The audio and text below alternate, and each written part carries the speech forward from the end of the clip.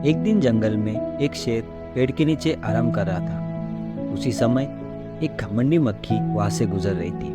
वह मक्खी खुद को जंगल का सबसे ताकतवर और होशियार जीव मानती थी। उसने सोचा क्यों न जंगल के राजा को परेशान किया जाए। तो मक्खी शेर के पास गई और उसके कान के पास भिनभिनाना शुरू कर दिया। शेर को बहुत गुस्सा आया। उसने अपने पंजे से मक्खी को पकड़ने की कोशिश भी की पर वो हाथ नहीं आई। मक्खी बार बार शेर को परेशान कर रही थी, जिससे शेर को नींद भी नहीं आ रही थी। बाद में हारकर शेर ने मक्खी से पूछा, तुम मुझे बार बार परेशान क्यों कर रही हो? मक्खी ने घमंड से कहा, क्या तुम मुझे सबसे होशियार और तेज मानते हो? शेर उसकी हरकतों से तंग आ चुका था, इसलिए वो थक कर कह देता है कि हाँ, तुम ही सबसे होशियार हो और ताकतवर हो जंगल में। मक्खी को यह सुनकर और भी घमंड आ गया। अब वो जंगल में अन्य जानवरों को परेशान करने के इरादे से आगे बढ़ी। रास्ते में उसे एक हाथी मिला। मक्खी ने हाथी को भी अपनी ताकत दिखाने का सोचा और उसने कान और सुन में जाकर हाथी के भिनभिनाना शुरू कर दिया। हाथी ने भी उससे भगाने की बहुत कोशिश की पर वो भी सफल नहीं हुआ। आखिरकार हाथी भी थक कर पूछता है कि तुम ये सब क्यों कर रही हो?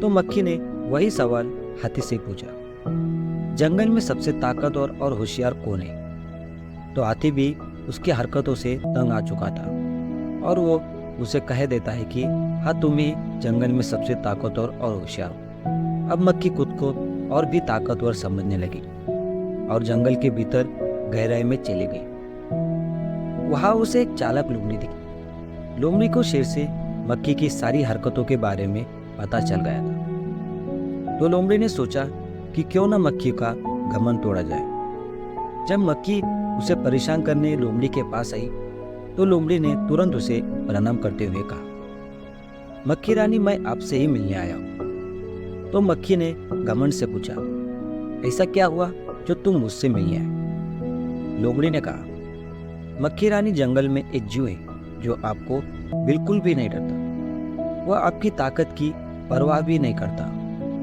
मक्खी ने गुस्से से पूछा, कौन है वो जो मुझसे नहीं डरता? लोमड़ी ने कहा, वो एक मकड़ी है जो आपकी ताकत से बिल्कुल भी नहीं डरती।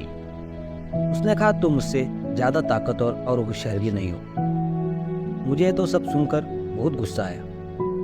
तो मक्खी को भी बहुत गुस्सा आया और वो तुरंत मकड़ी के पास पहुंची। मक्खी ने बिना सोचे समझे मकड़ी को अपनी ताकत दिखाने की कोशिश की। जैसे वो मकड़ी के पास गई, मकड़ी ने उसे अपने जाल में फंसा लिया। मक्खी ने खुद को छुड़ाने की बहुत कोशिश की, लेकिन जाल से बाहर नहीं निकल पाई। अंत में उसका घमंड टूट गया और उसे अपनी गलती का एहसास हुआ। लेकिन तब तक बहुत देर हो चुकी थी और वह मकड़ी के जाल में फंसकर मर गई।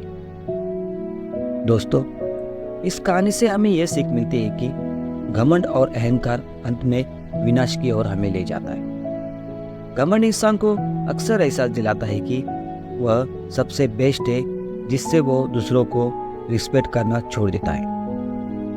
लेकिन अंत में जैसे मक्खी को मकड़ी के जाल में फंसकर मरना पड़ा, वैसे ही इंसान का अहंकार उसे भी मुसीबत में डाल सकता है। इंसान का अहंकार भी केवल न उसके लिए बल्कि उसके सोसाइटी, फैमिली और दोस्तों के लिए भी परेशानी का कारण बन सकता है। इसीलिए हमें अहंकार को हमेशा नियंत्रित रखना चाहिए और दूसरों के साथ कोलैबोरेटिव और रिस्पेक्टफुल व्यवहार करना चाहिए।